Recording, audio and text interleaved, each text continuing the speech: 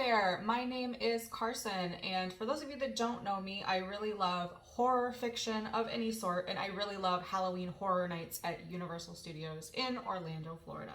To those of you that do know me, welcome back to the channel. So we have arrived at the end of spooky season, the end of Halloween time.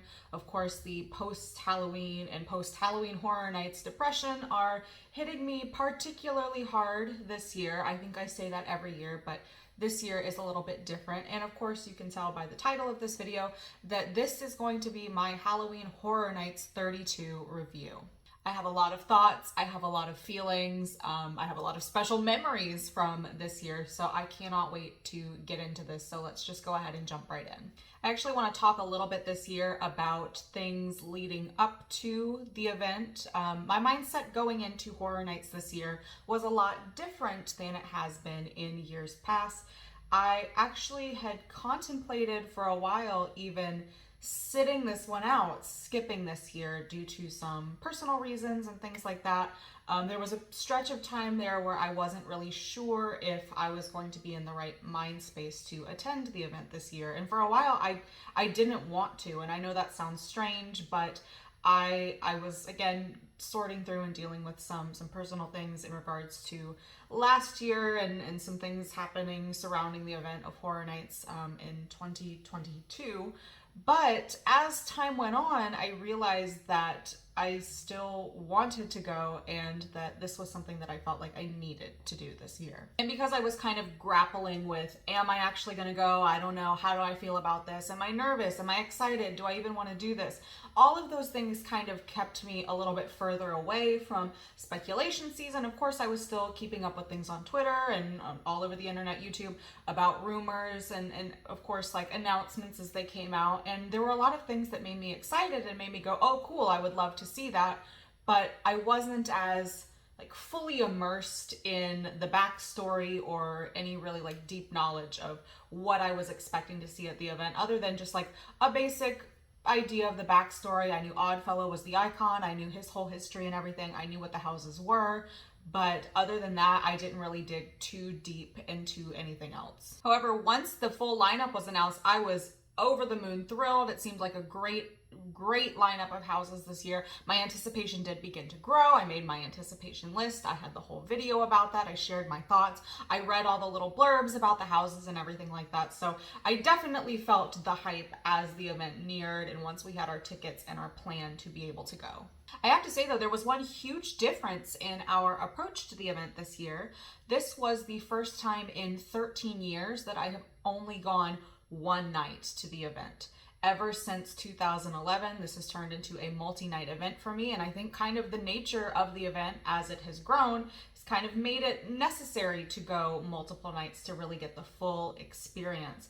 So that brought up some other fears and issues as we went into the season where Horror Nights was upon us. Once I realized like, okay, we've got one night, we've got one shot to do all of this, it brought up some other questions and concerns for me. I don't mean to sound ungrateful when I say that. I was very happy for being able to go in the first place, but we did make a conscious decision to only do one night because my husband and we saw that one of our favorite duos of all time, Shane Madej and Ryan Bergara from BuzzFeed Unsolved fame, now they have their own channel, Watcher, and their ghost hunting show, Ghost Files. We saw they were coming to the Hard Rock in Orlando, and we knew we had to go to that. So we did sacrifice a second night at Horror Nights to be able to go to this event that we've never been to before. And I don't regret that decision whatsoever. Ghost Files was amazing, as was Horror Nights, but that was really the biggest reason why we didn't do 2 nights at the event. That and, you know, just we have lives, we have jobs and other things going on. We did go to Howl-O-Scream as well. We kind of prioritized being able to go to both the event at SeaWorld, Howl-O-Scream, going to Horror Nights, and also getting to do Ghost Files. So I can't complain at all about our October. We did like the most October-y activities. We went to a fun little spooktacular event up here at our local zoo. We saw Alice Cooper in October, so our October was not lacking in the least. But that did leave us with just one night at the event. And at first that was kind of a source of panic for me because again, I've been going for the last 13 years, multiple nights to see everything, to have multiple runs at the houses. And of course, the event has changed, and I'm going to share some thoughts about my feelings on that a little bit later on in this video.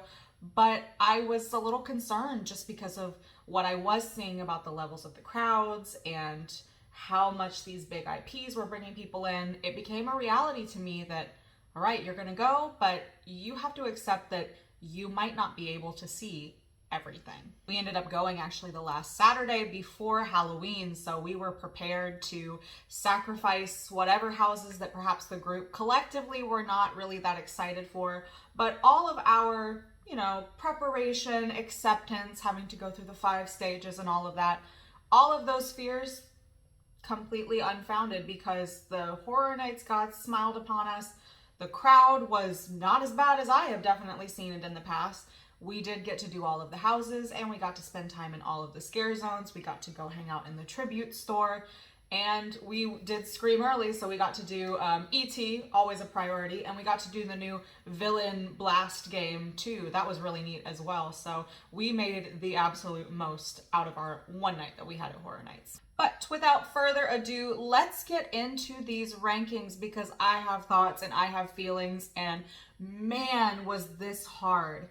It was not hard for me to pick my favorite house. That one, I even said before we went in this house, I'll talk about this more when I get to this one, I knew what my favorite was going to be. I just had a feeling when we got there.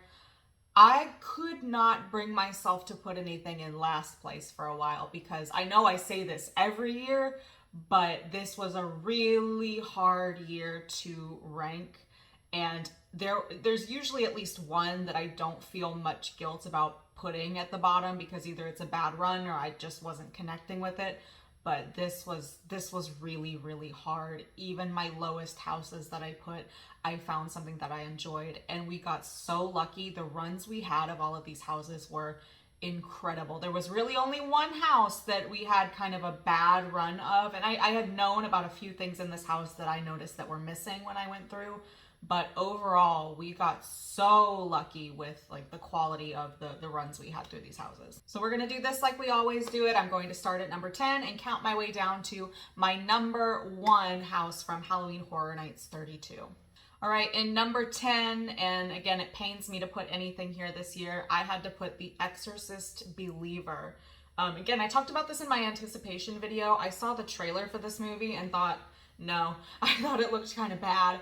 I haven't read a lot of good reviews or feedback from it. I know you can't trust reviews. There's been movies that have had horrible reviews that I've actually really liked, and horror is very subjective, but this just doesn't look like anything that I'm interested in.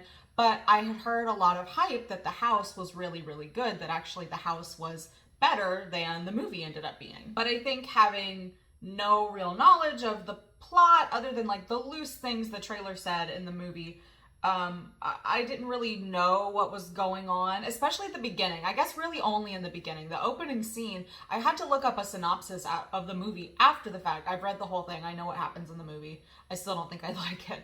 I didn't know where we were supposed to be. I guess that was supposed to be Haiti when you were going in at the front. So it was different. It wasn't what I was expecting. I liked the scene with the search for the girls at the beginning of the house as well. I loved the Halloween staircase making another appearance. I even stopped in that room and was like, oh my gosh, it's Halloween. But some of the rooms felt kind of repetitive, like a couple of the bedroom scenes felt like the same thing, and we were actually missing some of the actors in some of these bedroom scenes, so we missed some of those scares. We did not miss the smell in that house. It was really gross to all of us, but for whatever reason, we come out of it and my husband just didn't notice that it smelled bad in that house, so maybe his nose was broken. I don't know. But I also, the room with the girl in the chair, that I had seen rumblings about that on Twitter, the girl in the chair, she wasn't there in our run through the house. So a little bit of a disappointment with this one. But the last few scenes with all the demons and everything, those were some of the biggest scares I had all night. I was actually screaming, and at one point, like, I stopped and did like this hop and then ran, and my friends thought it was so funny, the ones that were standing behind me. We came out of there and were like, you got really scared in that one. Like, I don't play with demons, okay? And it was really, really scary. Again, like, probably some of the most scares that I got.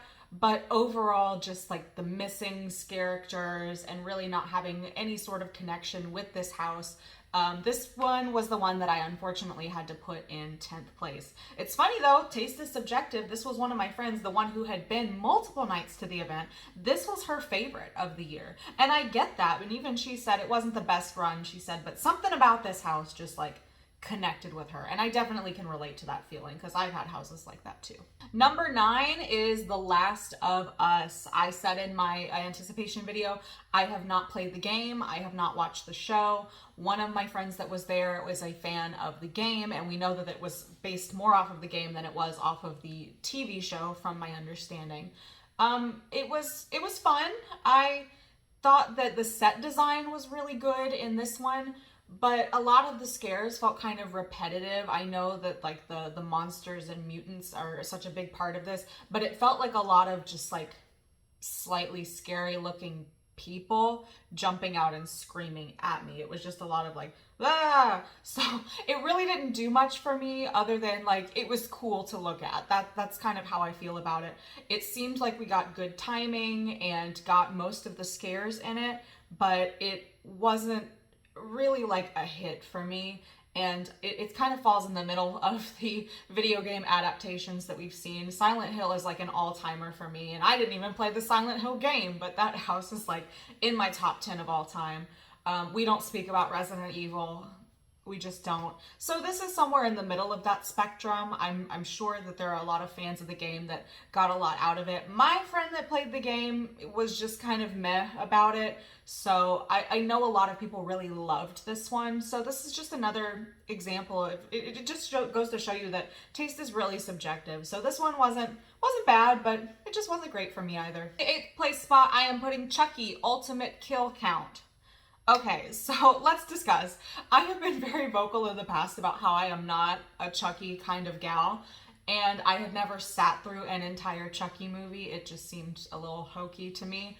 But before we went to the event, my husband and I did actually watch Child's Play, and the reason we ended up watching it was because it was on Max for the Halloween season, and we were trying to watch as many horror movies as we could leading up to Halloween. And we ended up watching the really, really just downright garbage remake of A Nightmare on Elm Street. It was just so bad, not even in a funny way. And even my husband was like, we should have just watched Chucky instead. A couple nights later, we did end up watching Child's Play, and it was pretty fun. He was just running around like terrorizing people. I thought it was kind of funny. And my husband was like, mind blown by the fact that the guy that is Chucky is also Wormtongue from The Lord of the Rings. So that was a fun fact for him. I was very aware that the house was based more on the television show, however, and I have a friend that was with me that is a big fan of Chucky, and she was really excited for this one. But before we went into it, she had read online, and I don't know where she read this, she didn't tell us. She read that there weren't any puppets in the house, that it was just people, and not even like child size or shorter people. She thought it was just going to be regular sized people dressed as Chucky. So we all believed her when she told us that. So I went in expecting no puppets. We walk in and the first thing we see is a Chucky puppet, and then the big giant Chucky headed person came out. So this was one of the best like opening scenes of the house. We were all like, ah, oh my God. But I'm walking through it like, I see puppets. What? Like, I guess she was wrong. So it was a surprise. It was like so puzzling to me. I even said that in my vlog. I was like, I'm puzzled. I didn't know what to think because I went in expecting something totally different. I really loved the part, was it a dishwasher that his like little feet disappeared up under? I really liked that. I really liked the don't F with me repeated throughout the house. He's just a menace, and while I'm still not a Chucky gal, it was amusing. I'll say that. There is one thing I really, really didn't like about this house, and it has been my problem with this Fast and Furious location before. I hate that outside transition hallway area. They tried to do something with it, but it just felt like it went on forever. And I know part of it was people were walking kind of slow through this house, but it just felt like a long gap in the middle where nothing was happening. And I don't know, I wonder if there's a solution or a way around this where we could maybe make better use of the space. But honestly, that was my biggest problem with the house, was that like outside transition area. But other than that, everyone thought this one was like funny in a way. Was it the best house? No. Am I going to be a diehard Chucky fan now? No, but it was still fun. Number 7 is going to be Dueling Dragons, Choose Thy Fate. Man, did this make me miss all of the years that I wasted not riding roller coasters and not being able to appreciate this one. I did ride Dueling Dragons. I got to ride both sides multiple times, but it made me miss it. This just felt like childhood in a way. This felt like nostalgia for going to Islands of Adventure for the first time. I certainly did not get on it. I was like 7 years old the first time I went to Islands of Adventure. But the iconic image of the two dragons like screaming at each other as the facade of the ride, this just brought back all of the feelings for me. And then walking into the tree in the beginning, I'm like, oh, we're going back to our roots. I didn't even mean it as a pun. This was our first house, and I'm just like out here making unintentional puns. My friends are laughing at me. I smiled the whole way through this house just because it was like, I'm at Horror Nights, we're in the first house, it's Dueling Dragons. Whoa, look at the dragon heads and the smoke. It was so cool. Like scenically, this one was just really beautifully done. But we did lose. We chose the wrong side. We chose to go in ice, and we did not get to see Merlin, unfortunately. But I don't care. It was still just like a gorgeous, fun house. And again, I hope this means more houses based on defunct attractions. Give us a King Kong as it used to be house. Give us a Poseidon's Fury house. That's all I'm gonna say. Number 6, The Darkest Deal. So this was my most anticipated going in. And again, I don't want placement on this list to make anybody think that any of these houses were just bad. They weren't. This was so hard. And in a way, it was a little sad for me to put my most anticipated lower on the list. But again, we still had a fantastic run of it.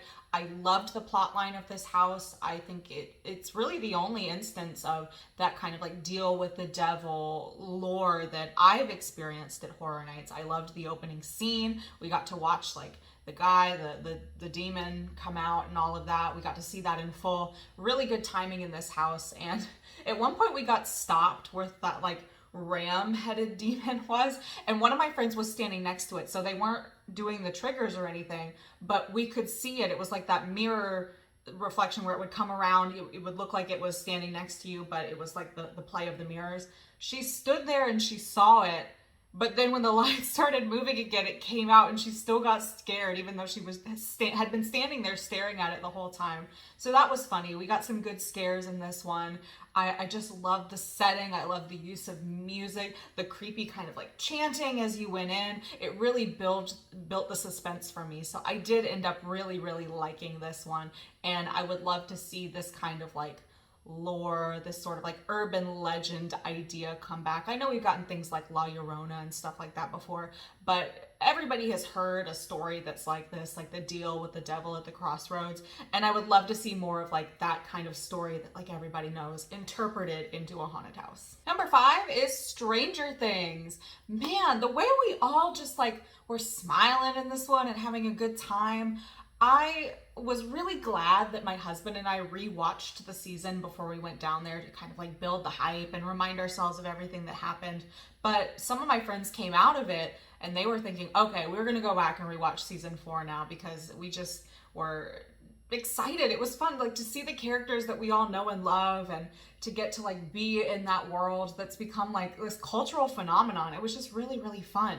And honestly, I wasn't like super hyped to go into this one, even though I came to the event wearing my Stranger Things shirt and my waffle earrings. I wanted to be a little on theme, but I wasn't particularly hyped for this one, but it exceeded my expectations, particularly the scene with the line of sheets and you could look up into it and see that kind of like reversal where you were in the upside down or vice versa. That was really cool. And another thing that made this run of this house so good was that no one was rushing us through. And actually it was the couple that was in front of us that were moving kind of slowly through the house, just stopping to appreciate everything. And this was early on in the night before the actual gates had actually opened. So maybe there was less of like a push to try to like get as many people through as possible. But they were moving kind of slow and I kept expecting somebody to tell them to move it along, to go a little faster, but nobody did. So that meant that we got to take our time and really just explore and fully appreciate what was going on in this house. And it was so much fun. I do have to wonder though, we did do a little bit of speculating in this house. So none of the Russia scenes were represented in the Stranger Things house. And it made us wonder, like, how many years has Universal signed a contract for? Are they going to bring that back in some other iteration? I was even thinking about, like, could they do a best of Stranger Things, kind of like a greatest hits of all of the scenes that they've done in years past? I don't know, but you know, it kind of brought back the love for Stranger Things for me. I didn't dislike the other two houses, but again, it just wasn't, it was like, yeah, everybody knows Stranger Things, but this one was the year that I think I like most thoroughly appreciated what they were doing with the property. Number 4 is Blood Moon Dark Offerings.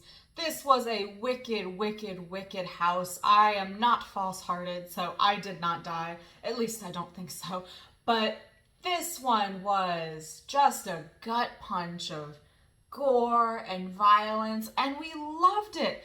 I think this one was probably the most impressive scenically, especially that part where you were walking kind of out in the courtyard where that maypole was, but then you came around and walked back through the other houses and could kind of see out, giving it this like center of the houses, center of the village effect. That was really, really cool. And all of us said that the scenic design of this one had echoes of what they were doing with Dead Man's Wharf, Winter's Wake. It felt very realistic, like going through the village. The bell tower, you could look up and see somebody. And again, it was like the last 2 years, they've been doing really interesting things with making you feel like you were in these small towns or small villages. So it did have echoes of that. And it was really awesome to see that carry over into this year. And I loved how the ending scene was that opening scene again, but this time the totem pole was very full with all of the body parts. This one was where like the blood and gore really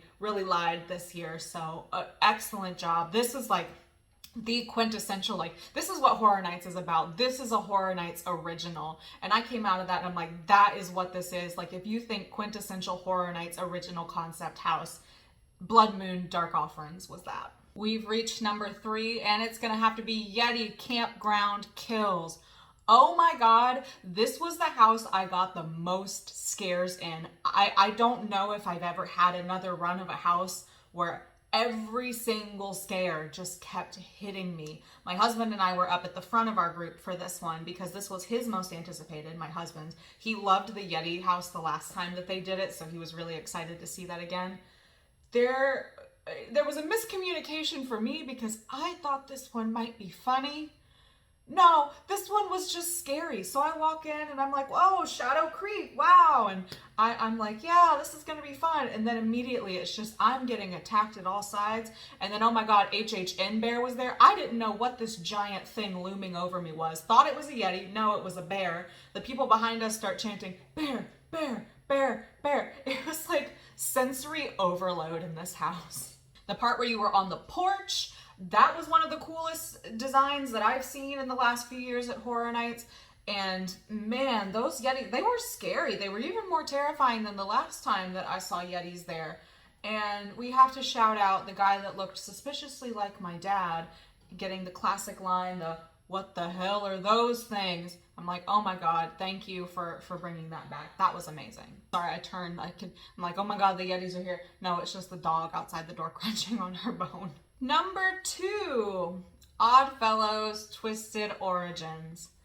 Okay, to what extent do I want to embarrass myself on the internet today? You know what? I don't care. I was very, very excited for this house. I had heard amazing things about this house. There was something about the originals they put in the tents, even the IPs, because Halloween was in a tent.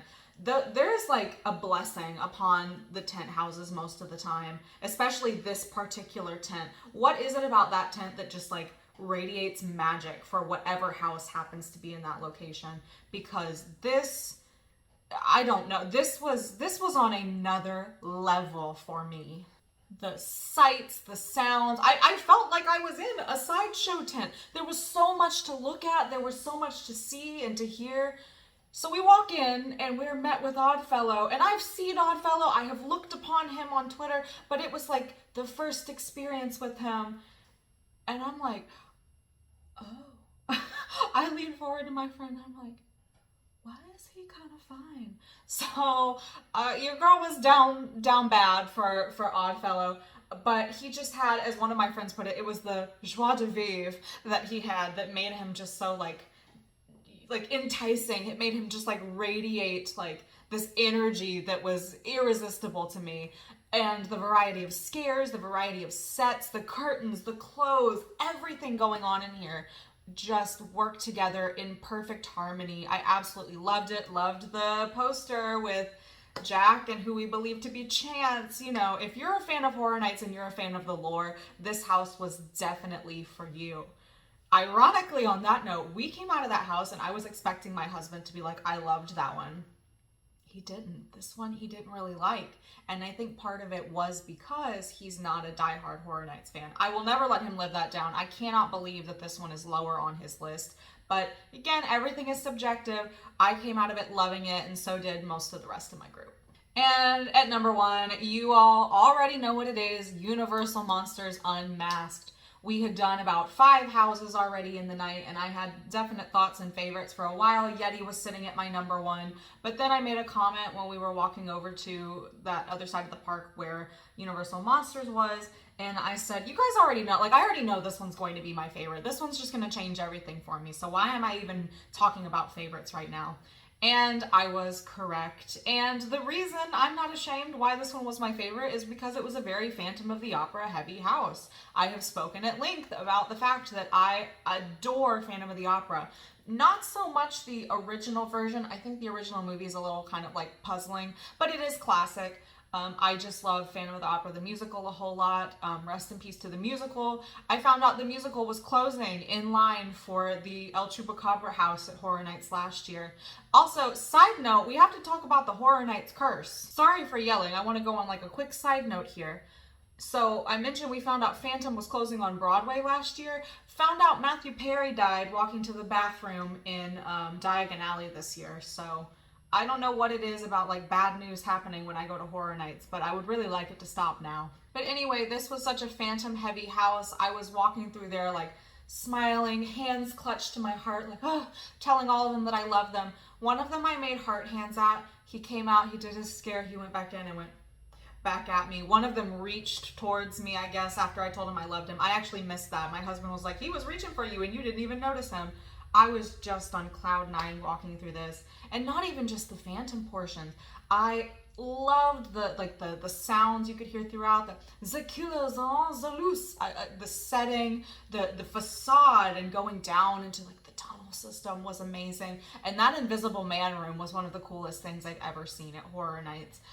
Every time they do one of these like reimagined monster houses, they knock it out of the park, and it just builds the hype. Like, I hope we don't stop. I want to know if they're going to do another Monsters house next year, because every time they are just so much fun. And I love to see, you know, the one of the biggest parts of Horror Nights history reimagined in a different way. Like, the monsters are kind of the lifeblood of the studios in a lot of ways. And side note, I also bought a little Wolfman. That was my souvenir. I treated myself to. He was so cute. I had to have him. But I digress. I just think that the monsters are tied to the studios and this event in such a big way. The first year I went, they had a Frankenstein and a Dracula and a Wolfman house. So to me, like, the monsters are Horror Nights. So there you go. Those are my rankings for the event this year. The scare zones were also phenomenal. I have to say, I have to give it to Vamp 69. One of my friends had made the friendship bracelets, and one of the Vamps came up and, like, I don't want to say harassed in like a bad way, but like accosted her and wanted one of those bracelets, jumped in our picture and everything. The music was on point. Like that was the highlight for me as far as scare zones, but they were all phenomenal. I've got a great video of Oddfellow talking in his scare zone. They were cranking up the fog and the Jungle of Doom. I couldn't see, so that made that one really scary. Just from top to bottom, it was a really, really excellent year. I think this is one of the years that everything just kind of meshed together in a way that made it where there really weren't any like super low lows for me. I think that everything was a pretty solid house. Even my lowest houses, I still had something I really enjoyed about them. Looking forward for me, I definitely kind of like got my spirit back, as it were. My husband even said that, because like I said, I had some some kind of misgivings, I guess, going into it this year. He said, I knew you were going to come back in a big way. And I did. I definitely needed this trip. And it does make me look forward to next year. I'm hoping to at least do another night next year. And I'm kind of eagerly anticipating what we might get. I already know one thing that a lot of people are speculating about. I have no comment. I have no horse in that race about a certain video game / movie that just got released. I don't go here, so I don't know. But we are manifesting, I am manifesting heavily, a Fall of the House of Usher house after the recent Mike Flanagan adaptation. Mike Flanagan is my god, and I will worship everything that he puts out into the universe. But that's my biggest want for next year, so manifest with me, please. To wrap up here, I did kind of want to touch on some thoughts and feelings I'd had really heavily going into the event this year. The event has changed. Back when I was first going, it wasn't as crowded. I don't think it was as popular by any means. My first year was in 2009, and while it was like a year that had big IPs drawing people in, we used to be able to do the houses with like a 45-minute wait. Usually that was the average for like a longer wait. I know the first year we went, we waited like an hour and a half for Silver Screams. That was kind of the exception to the rule that year.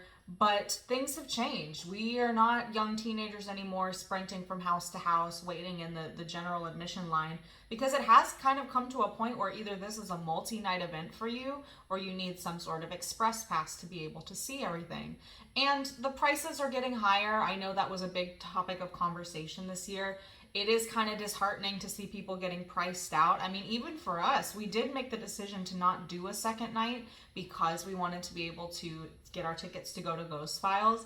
But even the price that we paid, I know it was a Saturday right before Halloween, but God, I think back to getting a ticket for like $60, $70 if you bought a pack of Coke at Publix. But now it's like you do have to save up. You have to be really conscious about how much it's going to cost you to go to this event. And I guess that's just the reality of getting older, you know, having a mortgage, having to work and all of that. We're not teenagers anymore, and things are changing. The event is becoming more popular. And it makes me happy to see a lot of people coming together to celebrate and to have fun in a place like this. But it does make you wonder, like, what the future of Horror Nights is going to look like. I'll still be around doing some horror content. I've got some horror book reviews currently in the works right now, and some other trips and fun things planned for the upcoming year. So this will not be the last of me. You can also follow me on Instagram at HHNCarson. That's where I post dumb stuff, horror stuff, book stuff, really anything. So that's where you can find me other than right here. In the meantime, I hope you guys stay safe. I hope everybody is healthy and happy. I hope everybody had a wonderful time at Horror Nights that went. I can't wait for next year, and I will see you guys before long.